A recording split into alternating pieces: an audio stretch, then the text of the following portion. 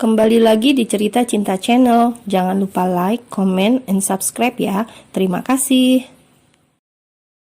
Nama gue Quinara Evangelista Anggara. Bulan kemarin umur gue genap 16 tahun dan sekarang gue udah kelas 11. Kepintaran dan kecantikan gue itu di atas rata-rata. Jadi meskipun gue sering bolos dan barbar, nilai gue tetap nomor 1. Sejak lahir gue udah terlihat cantik, imut, dan menarik. Namun hingga saat ini gue belum pernah ngerasain punya pacar. Lahir di keluarga Anggara tak membuat gue bangga atau bahagia. Orang tua gue bercerai sejak gue berumur 6 tahun. Gue gak mau ikut salah satu di antara mereka. Jadi gue mutusin buat ikut sama kakak gue. Namun semenjak kakak gue merit, gue tinggal sendiri di rumah Anggara. Bokap nyokap udah bahagia bersama pasangan barunya masing-masing. Kakak gue tentu juga sudah bahagia sama anak dan istrinya. Sedangkan gue, jangan ditanya lah.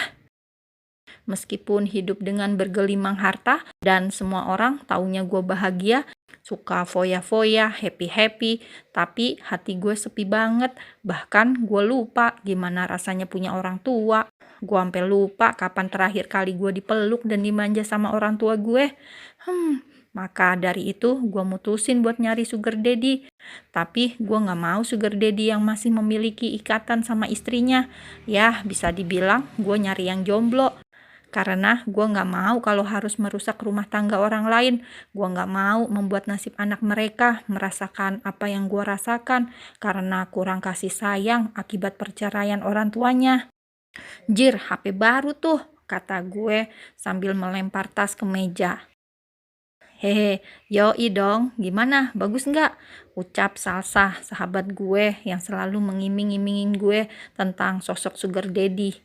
Salsa berasal dari keluarga kurang mampu, namun semenjak dia menjadi sugar baby, semua berubah drastis. Dari daddy lo, tebak gue, langsung dijawab dengan cengiran di bibir manisnya, dan gue cuma bisa menghela nafas kasar. Sugar daddy Salsa itu seorang duda, tapi umurnya lebih pantas menjadi kakeknya. Cucunya saja umurnya lebih tua dari kami. Tapi biarlah, asal temen gue satu itu bahagia, toh dia juga bukan pelakor. Ra, balik sekolah temenin gue yuk, ucap Salsa ke gue. Kemana? Tanya gue penuh selidik. Gue udah nyium aroma-aroma gak jelas nih dari muka dia yang sok memelas begitu. Cucunya dedi gue mau ultah. Gue disuruh datang, tapi gue gak pede. Kuilah temenin gue, please. Nah kan bener kata gue, Salsa ini tuh tipe orang pemalu. Namun kalau udah kenal berubah jadi malu-maluin. Lo mau gue nemenin ke pesta calon cucu lo atau belanja nih? Tanya gue. Jir, cucu, sialan loh. Sungutnya kesal dan gue ngakak abis. Haha, cucu kali ya kalau lo dipanggil omah atau eyang atau nenek. Hahaha. Sumpah perut gue sampai kram karena tertawa di atas kekesalan sahabat gue. Bodo amat lah, pokoknya nanti pulang sekolah anterin gue belanja, nyari baju sama kado. Ucapnya lagi, Salsa bukan tipe orang yang gampang marah. Dia selalu sabar dan ikhlas ngadepin sikap gue. Itu yang bikin gue nyaman sahabatan sama dia. Dan lagi keluarganya sangat hangat. Tak jarang gue nginep di rumahnya. Karena cuma di sana gue bisa ngerasain apa itu yang namanya keluarga. Namaku Bima Alvareski, anak ketiga dari keluarga Alvareski. Ya, bisa dibilang aku ini anak bungsu. Umurku sudah menginjak 35 tahun ini, tapi aku belum juga menikah. Itu yang membuat orang tuaku selalu saja menjodohkanku dengan anak-anak rekan kerjanya. Bukan aku tak mau menikah, namun aku malas menjalin hubungan dengan yang namanya wanita. Apalagi semenjak aku tahu mama mengkhianati papa, aku semakin menghindar dari para wanita. Papa seperti orang bodoh yang selalu saja memaafkan kesalahan mama yang doyan selingkuh. Dan aku tidak mau seperti papaku, hanya karena mencintai dan tak ingin bercerai karena takut melukai kami bertiga. Papa tetap mempertahankan pernikahannya sampai akhirnya mama meninggal. Om, bagi duit dong. ucap keponakanku yang baru datang. Tiba-tiba malak. Hei, nyesel banget pulang cepet hari ini. Langsung kena palak begini. Kamu itu baru balik sekolah, bukannya mandi dulu sana. Ini main nodong duit aja, kataku kesal. Hehe, sumpah duit Arka udah tipis banget om. Ayo dong om. Aku hanya bisa menggelengkan kepala melihat kemanjaan ponakanku yang satu ini. Ya, dia Arka, anak dari kakakku yang pertama. Umurnya sekarang sudah 18 tahun dan dia sudah kelas 3 SMA. Orang tuanya mengelola perusahaannya di London. Jadi dia di sini tinggal bersamaku dan papa. Kami tinggal bertiga di rumah ini. Dan ya, sesekali kakakku yang nomor 2 juga menginap di sini. Jujur, aku paling benci saat semua berkumpul. Karena aku yang akan dijadikan bulan-bulanan karena belum menikah juga. Hei, sudahlah. Papa, kamu belum transfer emang? Tanyaku penuh selidik. Karena keponakanku yang satu ini sama liciknya dengan sang papa. Ayolah, duit jajan Arka dipotong om. Masa cuma dikirim 50% dari biasanya? Keluhnya. Emang kamu bikin ulah apa lagi? Tanyaku. Gak ada om, emang dasar mami sama papi aja pelit. Gak kayak om yang dermawan. Udah deh, keluar sudah rayuan mautnya.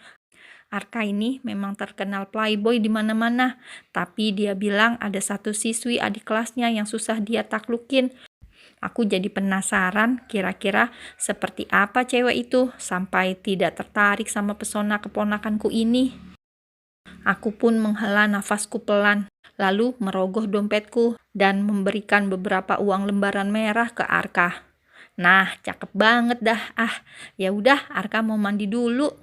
Terus siap-siap, ucapnya sambil ngeloyor pergi gitu aja. Makasih om, teriaknya dari lantai 2. Emang kebiasaan bocah satu itu dari dulu selalu nodong ke aku. Katanya kalah nodong ke kakak keduaku. Gak enak karena dia udah berkeluarga, sedangkan ke aku dia tanpa sungkan. Om kan masih jomblo, belum punya kebutuhan kayak Om Ben. Jadi daripada duit Om mubazir, mending aku palakin aja. Selalu begitu jawabannya. Kan emang keponakan gak ada akhlak dia. Tapi meskipun begitu, aku sangat menyayanginya. Setelah Arka pergi, rumah kembali sepi lagi. Aku benar-benar frustasi sekarang. Di kantor nggak ada kerjaan, di rumah sendirian. Lama-lama aku gila kalau sendiri terus begini. Aku jadi teringat perkataan Anton tempo hari untuk menyuruhku mencari pasangan. Aku pun segera meraih kunci mobil dan keluar untuk menemui sahabat-sahabatku. Sesuai rencana, kini Nara dan Salsa sedang berada di salah satu mall terbesar di kota yang mereka tinggali. Salsa kebingungan saat harus memilih benda apa yang sekiranya akan ia jadikan kado untuk cucu dedinya. Gimana kalau jam? Usul Nara. Jam? Apa enggak sepatu aja? Ujar Salsa. Ya terserah lo lah. Kan lo yang mau ngasih. Lo nanya ke gue, tapi gue usulin, lo malah punya pilihan lain. Ucap Nara kesal. Maaf sayangku. Ucap Salsa langsung memeluk Nara. Masalahnya gini, kalau jam tangan mahal beb, gue gak enak sama Dedi. Kata Salsa sambil memeluk lengan Nara. Terserah lo dah, kata Nara menyerah. Gue bawa kado gak? Terserah lo aja, kata Salsa sambil memilih-milih sepatu. Ya udah, gue juga mau nyari kado dulu. Lo cari aja di sini, gue cari di sana, kata Nara, lalu keluar dari toko sepatu itu.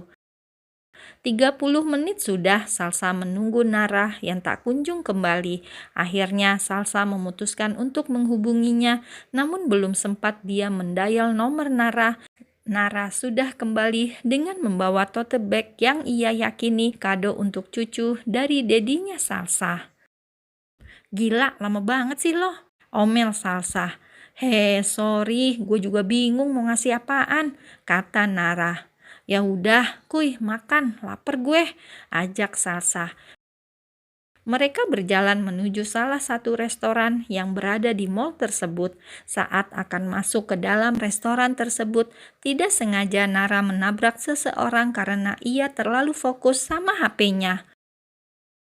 Bruk, au, keluh Nara yang terjatuh hingga pantatnya mencium lantai. Shit, umpat seorang itu. Om bisa nggak sih kalau jalan pakai mata?